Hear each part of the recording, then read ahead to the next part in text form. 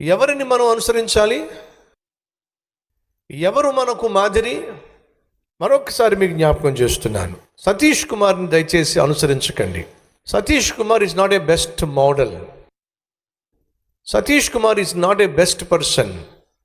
Satish Kumar is not a best pastor or a best preacher or best person. సేవకులు కావచ్చు, విశ్వాసులు కావచ్చు, మనం వెంబడించాల్సింది, అనుసరించాల్సింది వేరొక సేవకుడిని కాదు, వేరొక విశ్వాసిని కాదు. మనం అందరం కూడా అనుసరించాల్సింది, వెంబడించాల్సింది ప్రభు అయిన యేసుక్రీస్తును. ఎందుకని? ఆయన ఏ లోపము లేనివాడు. అందుకే మనం చూస్తున్నాం తర్వాత మాట, క్రీస్తు కూడా మీ కొరకు బాధపడి మీరు తన అడుగు జాడలు యందు నడుచుకున్నట్లు మీకు మాదిరి ఉంచిపోయెను. ఆయన పాపము చేయలేదు, ఆయన నోట ఏ కపటమును కనబడలేదు. Yes, he is the best example. ఆయన బెస్ట్ పర్సన్, ఆయన బెస్ట్ ప్రీచర్. కాబట్టి మనం క్రీస్తునే వెంబడించే ఆత్మీయులుగా, తన బిడ్డలుగా ఉండాలి అని దేవుడు ఆశిస్తున్నాడు. సంగమా, మీరు ఏది ఆత్మీయ జీవితంలో ఏది చేసినా, ప్రార్థన చేసినా, ప్రభువును స్తుతించినా, పలకరించినా, ఎందుకని కల్వరి టెంపుల్లో షలోం అని మనం ఒకరినొకరు పలకరిస్తాం? అది వాక్యానుసారం. యేసుక్రీస్తు తన శిష్యులను చూసి మీకు సమాధానము కలుగునుగాక, దాన్ని షార్ట్ ఫామ్లో ఏమన్నారంటే షలోం. యూదులు ఒకరిని ఒకరు కలుసుకున్నప్పుడు ఒకరిని ఒకరు పలకరిస్తూ ఉంటారు. ఎలా? షలోం. అలాగే యేసుక్రీస్తు కూడా తాను ప్రేమించిన వారిని పలకరించినప్పుడు షలోం, మీకు సమాధానం. క్రీస్తునే వెంబడించాలి అని ఆశించే ఒక క్రైస్తవునిగా, సేవకునిగా మన కల్వరి టెంపుల్లో సాధ్యమైనంత వరకు వాక్యాన్నే అన్ని కార్యాల్లో, అన్ని పరిచర్లలో ఖచ్చితంగా మనం చూస్తాం. ఎస్, మనం చేస్తున్న పరిచర్య వాక్యానుసారం గనుక, అది దేవునికి అంగీకారం గనుక, దేవుడు ఆశీర్వదిస్తున్నాడు గనుక అనేక మంది సేవకులు, సంఘాలు, సేవలు మన పరిచర్య విధానాన్ని అనుసరిస్తూ ఉన్నారు. ఎందుకయ్యా అంటే మనం వాక్యాన్ని అనుసరిస్తున్నాం గనుక వారు ఇది వాక్యానుసారమైన సేవ అని చెప్పి మన పరిచర్యను చూసి అనుసరిస్తూ ఉన్నారు. పౌలు ఒక మాట అన్నాడు, నేను క్రీస్తును పోలి నడుచుకున్న ప్రకారము మీరు నన్ను పోలి నడుచుకోండి. పౌలుకు ఎవరు మాదిరి? క్రీస్తే మాదిరి. కాబట్టి ధైర్యం చేసి ఒక మాట అన్నాడు, నేను క్రీస్తును పోలి నడుచుకుంటున్నాను కాబట్టి మీరు నన్ను పోలి నడుచుకోండి.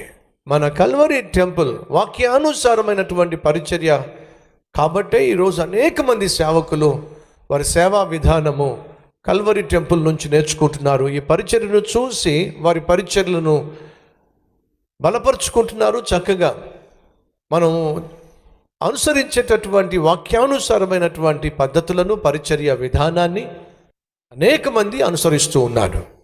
సంగమం మళ్ళా జ్ఞాపకం చేస్తున్నా, ప్రార్థన అంటే కేవలం అడుక్కోవడం కాదు. ప్రార్థన అని అంటే కేవలం మన కష్టాలు చెప్పుకోవడం కాదు. ప్రార్థన అంటే మనసు విప్పి దేవునితో మాట్లాడుకోవడం.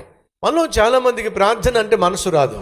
ప్రార్థన చేయాలి అంటే ఒక పనిష్మెంట్గా మనకు అనిపిస్తూ ఉంది. కారణం ఏమిటంటే మనకు ప్రార్థన అంటే ఒక పద్ధతి. ప్రార్థన అంటే మనకున్న కష్టాలు చెప్పుకోవడం, మనకున్న బాధలు చెప్పుకోవడం, మనకున్నటువంటి భారాన్ని పంచుకోవడం అన్నట్టుగానే మనం భావిస్తూ వచ్చాం. కానీ మనల్ని బహుగా ప్రేమించే ఒక మంచి స్నేహితుడితో, లేదా మనల్ని బహుగా ప్రేమించే ఒక మంచి దేవునితో మనస్సు విప్పి మాట్లాడడము అనేది మీరు అలవర్చుకోండి. బహు సులభంగా దేవునితో మాట్లాడుకుంటారు. కొన్నిసార్లు నాకు ప్రార్థన చేయాలి అంటే కొన్నిసార్లు మనసు ఉండదు, కానీ ప్రార్థన చేయాల్సినటువంటి బాధ్యత అయితే ఉంది. మీరు నమ్మండి, అప్పుడు నేనేం చేస్తానంటే ఫోన్ చేస్తాను. ఎవరికి? ప్రభువుకు ఫోన్ చేస్తాను. ఆయన నెంబర్ ఏమిటి అడగండి. ఏమిటి మీరు ప్రభువుకు ఫోన్ చేస్తారా? ఆయన ఏ నెంబర్ వాడతారు, ఏ ఫోన్లో ఉంటారు అని అడగండి. ఫోన్ చేస్తాను అని అంటే మనం ఫోన్లో ఎలా మాట్లాడతాం చెప్పండి? మీ బ్రదర్తోనో లేకపోతే సిస్టర్తోనో లేకపోతే అమ్మతో నాన్నతో మాట్లాడుతున్నప్పుడు మీరు ఎలా మాట్లాడతారు? చాలా చనువుగా మాట్లాడతారు, చాలా ఫ్రీగా మాట్లాడతారు, చాలా ఫ్రెండ్లీగా మాట్లాడతారు. కొన్నిసార్లు నేను అదే చేస్తాను. యేసయ్యతో ఒక ఫ్రెండ్గా మాట్లాడుకుంటాను, ఒక స్నేహితునిగా మాట్లాడతాను. అలా స్నేహితునిగా మాట్లాడుతున్నప్పుడు మనస్సు విప్పి మాట్లాడుకోగలుగుతాం. మన హృదయంలో ఉన్నటువంటి ప్రతి భావాన్ని తెలియచేయగలుగుతాం. నాన్న దగ్గరికి వెళ్ళి అన్నీ చెప్పలేకపోవచ్చు, కానీ స్నేహితుని దగ్గరికి వెళ్ళి అన్నీ చెప్పుకోవచ్చు. ఒప్పుకుంటారా లేదా? అలాగే కొన్నిసార్లు దేవుణ్ణి మన తండ్రిగా భావించినప్పుడు కొన్నిసార్లు అన్నీ చెప్పలేకపోతాం, కానీ స్నేహితునిగా భావిస్తే ఏమైనా చెప్పుకుంటాం. కాబట్టి సంగమా, ప్రార్థన అంటే అది పనిష్మెంట్గా మార్చుకోకండి. ప్రార్థన చేయడానికి మనసు లేదు అని చెప్పేసి ప్రార్థన చేయడం మానేసేయకండి. మనస్సు విప్పి మీరు కాసేపు కూర్చొని మీరు బహుగా ప్రేమించే మీ పరమ తండ్రితో లేదా నిజమైన స్నేహితుడని యేసయ్యతో మనసు విప్పి మాట్లాడుకోవచ్చు. కుర్చీలో కూర్చొని కామ్గా కూర్చొని యేసయ్యతో మాట్లాడవచ్చు. లేదా మీరు ప్రయాణం చేస్తున్నప్పుడు, ట్రైన్లో ప్రయాణం చేస్తున్నప్పుడు, బస్సులో ప్రయాణం చేస్తున్నప్పుడు మీ మనస్సులో ప్రభుతో మాట్లాడుకోవచ్చు, ఒక స్నేహితునిగా మాట్లాడుకోవచ్చు. ఆయన నీ మాటలు వినేవాడు, ఆయన నీ మనస్సును కూడా అర్థం చేస్తాడు.